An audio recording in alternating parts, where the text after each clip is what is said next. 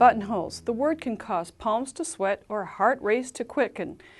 Adding buttonholes to a project has at times received a bad reputation without cause. My goal is to show you that buttonholes can be added without hassle. Most sewing machines come with a buttonhole foot. If your machine does not have one, Nancy's Notions carries a low shank buttonhole foot. To measure the size of the buttonhole, place the button in the back of the sliding tray. Meet the foot almost to the button. I like to leave just a small space and then move the gauge and tighten. Pop out the button, and this should give you approximately the size of the foot. We're going to do a test buttonhole, but if your buttonhole is larger than the tray, cut a small piece of paper, wrap it around the button, make marks with your fingernails as I've done, and you can see a length. Simply adjust the gauge to the length that you have on your tape from the back of the foot to the gauge, just as I did before. The most important step is to make a test buttonhole. Set your machine for the buttonhole stitch and add the same interfacing to your test fabric that you're going to be using in your project. Plus, add a top stabilizer, a clear wash-away stabilizer, and a tear-away stabilizer to the underside.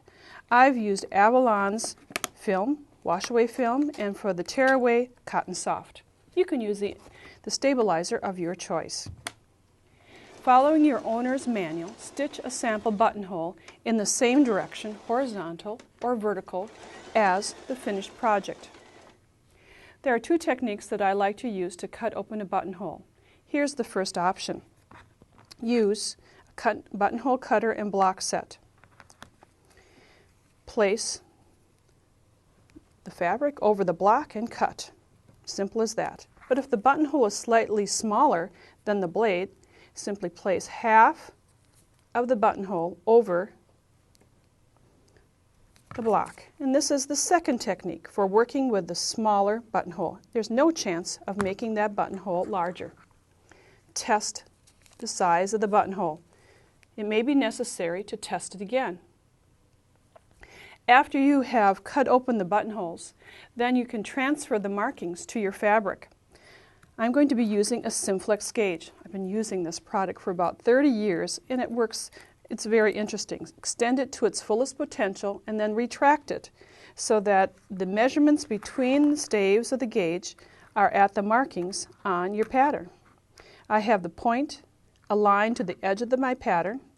I got it all lined up, and then within each section it's gridded every 1/4 of an inch. My buttonholes are going to start 3/4 of an inch from the point of the gauge. I already have the interfacing on my fabric. I transfer the gauge to the fabric and then mark every 3/4 of an inch all the way down. If you don't have a Simflex gauge, possibly you have a 5-in-1 sliding gauge. Again, using your fabric, or your pattern I should say, slide the gauge at the distances between the buttonholes and then measure with the little grooves that are on the gauge. It's 3/4 of an inch from the fold.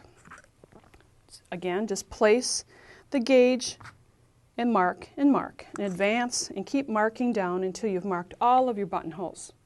Now stitch the buttonholes using the same setting you made for the best sample buttonhole setting.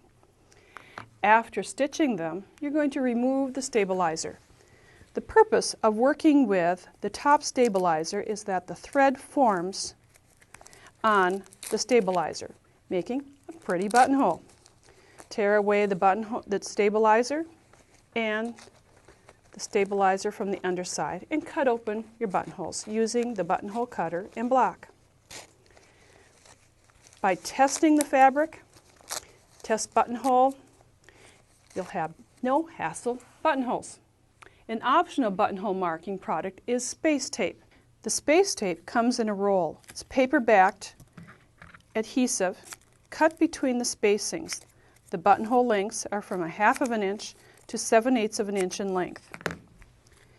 Mark your fabric just as we detailed before and remove the paper backing. And at the appropriate marking, place the space tape. Add a stabilizer to the underside and stitch through the space tape, your fabric, and the back stabilizer. After you're complete, remove both the space tape and the back stabilizer, as well as opening up your buttonhole. Nancy's Notions has all the notions you'll need for making buttonholes. Order today.